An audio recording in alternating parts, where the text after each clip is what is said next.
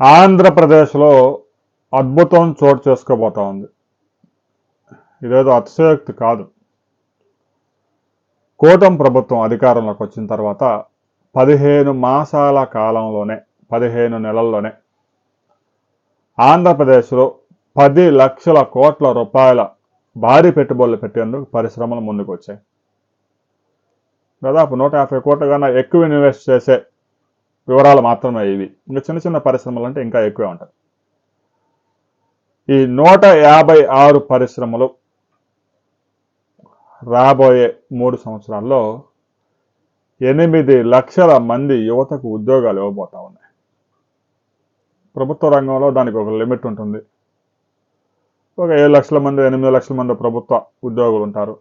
వాళ్ళలో ప్రతి సంవత్సరం 20,000 మంది 15,000 మంది రిటైర్డ్ అవుతూ ఉంటే కొత్తగా వాటిని భర్తీ చేస్తూ ఉంటారు. అంతకంటే స్కోప్ ఉండదు. ప్రైవేట్ రంగంలో విస్తృతమైన అవకాశాలు ఉన్నాయి. ఒక మంచి కంపెనీ వచ్చిందంటే ఒక్క చోట 10,000 మందికి ఉపాధి దొరుకుతుంది. అనంతపురం లాంటి ఎడారి ప్రాంతంలో కియా పరిశ్రమ తెచ్చిన మార్పును మనం ఇప్పుడు గమనిస్తూనే ఉన్నాం. 10,000 మంది ఉద్యోగాలు పొందారు. అలాగే చిత్తూరు జిల్లాలో అమర్ రాజా బ్యాటరీస్ 20,000 మందికి ఎంప్లాయ్మెంట్ జనరేట్ చేసింది. ఆంధ్రప్రదేశ్లో కూటమి ప్రభుత్వం వచ్చిన తర్వాత 15 నెలల కాలంలో 10 లక్షల కోట్ల రూపాయలు పెట్టుబడి పెట్టేందుకు 156 భారీ పరిశ్రమలు ఎంఓయూ చేసుకుని పనులు ప్రారంభించారు. ఇప్పటికే 3,60,000 మందిని ఎంప్లాయ్మెంట్లోకి తీసుకున్నారు. పరిశ్రమ ఉత్పత్తిని ప్రారంభించినప్పుడే కాకుండా పరిశ్రమ నిర్మించే సమయంలో కూడా పెద్ద ఎత్తున మ్యాన్ పవర్ అవసరం అవుతుంది. అయితే పరిశ్రమ నిర్మాణంలో తాత్కాలిక ఉద్యోగులు కానీ కూలీలు కానీ నిర్మాణ కార్మికులకు కానీ పెద్ద ఎత్తున ఉపాధి లభిస్తుంది. పరిశ్రమ ఒక్కసారి ప్రొడక్షన్ మొదలైతే శాశ్వతమైన ఉద్యోగాలు 8 లక్షలు రాబోతా ఉన్నాయి. ఇక ఈ నెల 14-15 తేదీల్లో విశాఖపట్నంలో పారిశ్రామికవేత్తల సమ్మిట్ జరగబోతా ఉంది. ఆ సమ్మిట్లో 20 లక్షల కోట్ల రూపాయల పెట్టుబడి తీసుకురావాలని ప్రభుత్వం లక్ష్యంగా పెట్టుకుంది. ఇప్పటికే పారిశ్రామికవేత్తలందరికీ ముఖ్యమంత్రి స్వయంగా ఆహ్వానం పలుకుతూ ఉన్నారు. రాబోయే 10 సంవత్సరాల్లో ఆంధ్రప్రదేశ్లో పెట్టుబడులకు ఉన్న అవకాశాలని ప్రభుత్వం ఈజీ బిజినెస్ తీసుకొచ్చిన పాలసీని పారిశ్రామికవేత్తలకు వివరించబోతా ఉన్నారు. హరిత విద్యుత్తు ఉత్పత్తి చేయడంలో అంటే సోలార్ కానీ విండ్ పవర్ కానీ రివర్సబుల్ పంపింగ్ ద్వారా కానీ విద్యుత్తు ఉత్పత్తి చేయడంతో పాటు గ్రీన్ హైడ్రోజన్ హబ్గా ఆంధ్రప్రదేశ్ ఏర్పడబోతా ఉంది. విశాఖపట్నం సమీపంలోని ఎన్టీపీసీ 186,000 కోట్ల రూపాయలతో దేశంలో ఎక్కడా లేని విధంగా గ్రీన్ హైడ్రోజన్ ఉత్పత్తిని రాబోయే 3 సంవత్సరాల్లో ప్రారంభించబోతా ఉంది.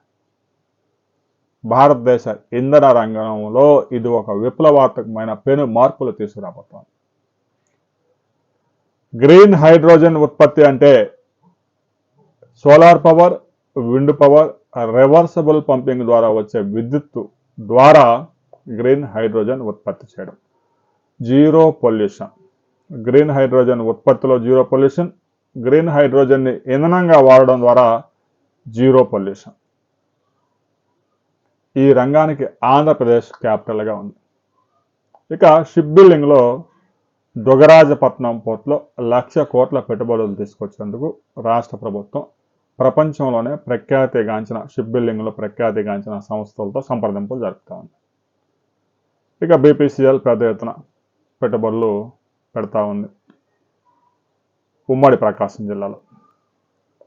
ఇక రాబోయే రోజుల్లో ఆంధ్రప్రదేశ్లో ఉత్పత్తి రంగానికి రాయలసీమ, ఐటీ ఎలక్ట్రానిక్స్కి రేణిగుంట, శ్రీ సిటీ, ఇక విశాఖపట్నం ఐటీ రాజధానిగా, అమరావతిలో విద్యా పరిమళాలు విరబోయించేందుకు రాష్ట్ర ప్రభుత్వం పెద్ద ఎత్తున పెట్టుబడులు ఆహ్వానించేందుకు విశాఖపట్నంలో సమ్మిట్ ఏర్పాటు చేయబోతోంది.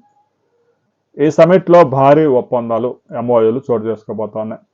ఏ పరిశ్రమలు ఎక్కడెక్కడ పరిశ్రమలు పెట్టబోతా ఉన్నాయి, రాబోయే రోజుల్లో ఎన్ని వేల కోట్ల రూపాయలు పెట్టుబడులు పెట్టబోతా ఉన్నాయి అనే వివరాలు మరింత క్లారిటీ రాబోతా ఉంది. క్లారిటీ వచ్చిన తర్వాత మరిన్ని వివరాలన్నీ సేకరించి మరో వీడియోలో మనం కలుసుకుందాం.